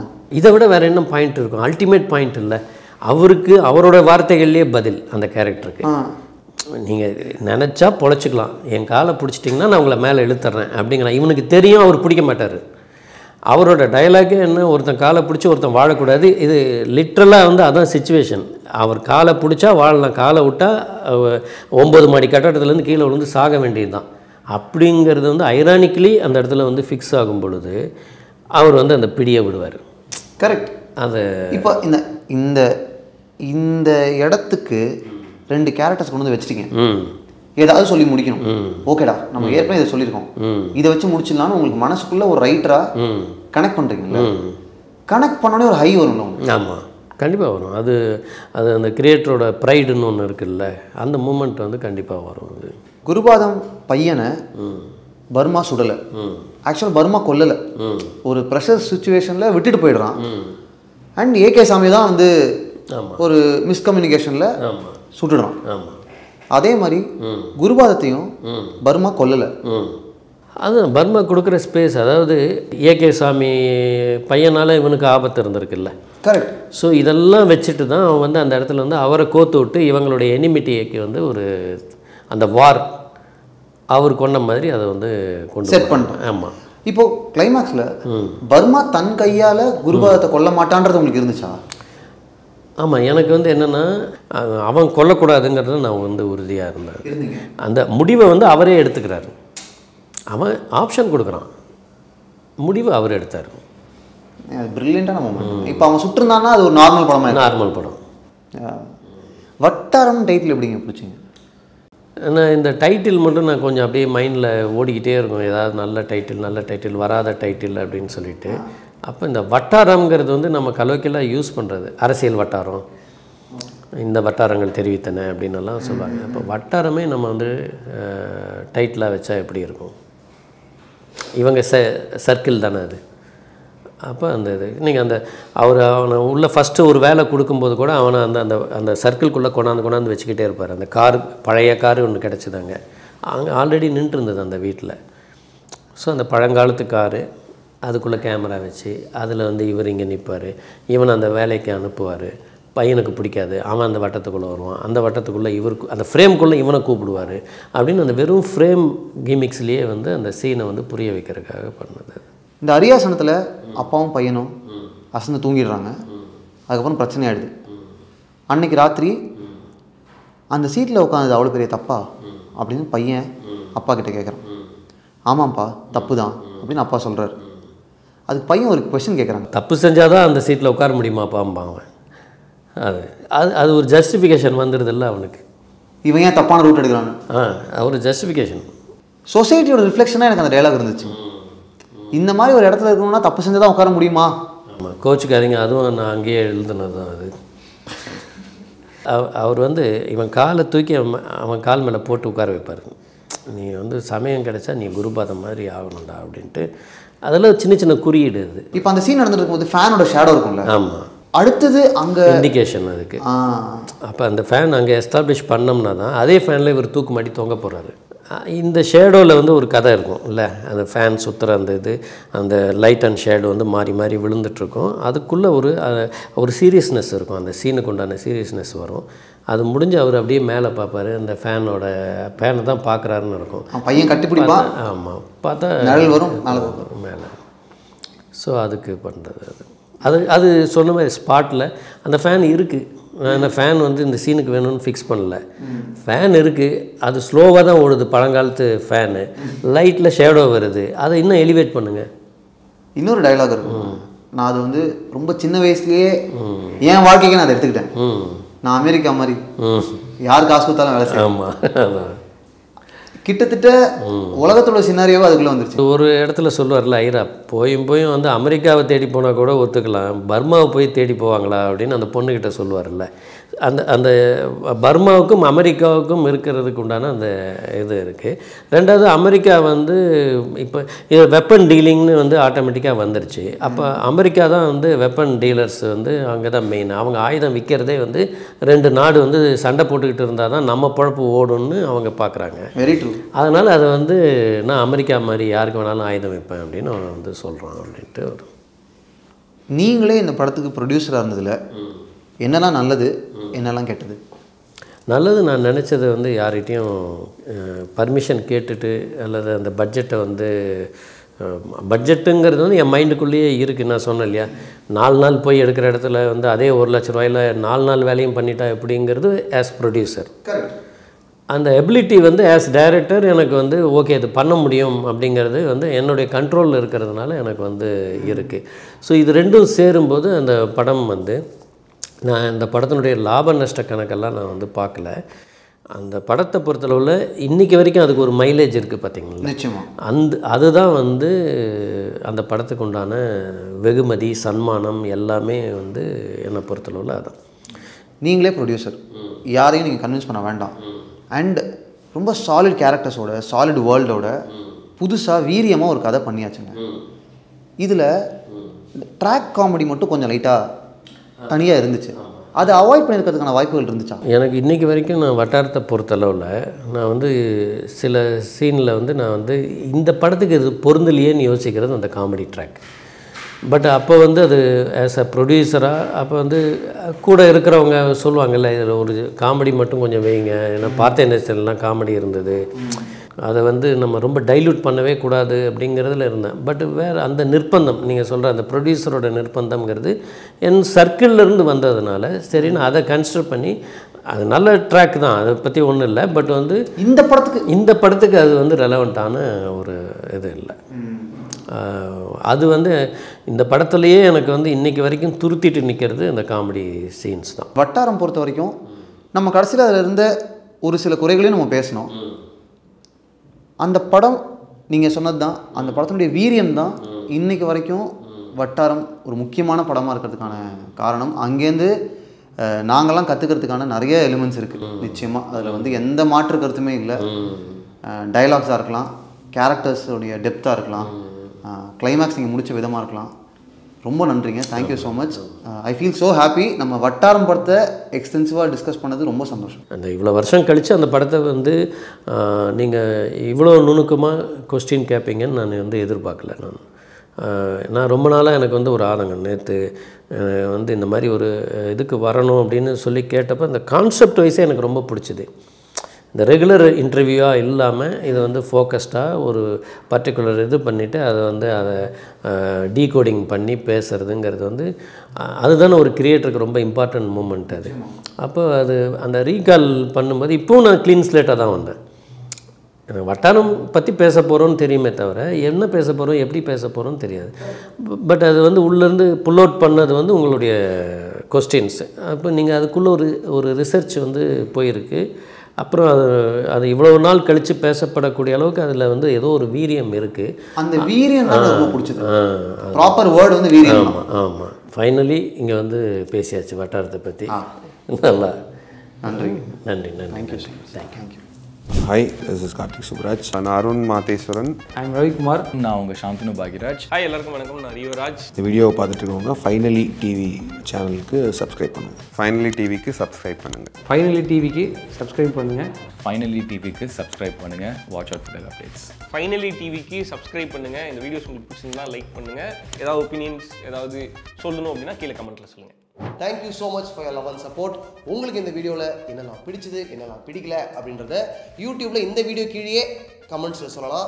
அது மட்டும் இல்லாமல் ஃபேஸ்புக், ட்விட்டர், இன்ஸ்டாகிராமில் ஃபைனலி டிவி அடுத்தடுத்த அப்டேட்ஸுக்கு ஃபாலோ பண்ணுவோம். தேங்க்யூ. மறந்துட்டேன் பாருங்கள், ட்விட்டர் கிடையாதுப்பா, எக்ஸுலேயும் நாங்கள் இருக்கோம்.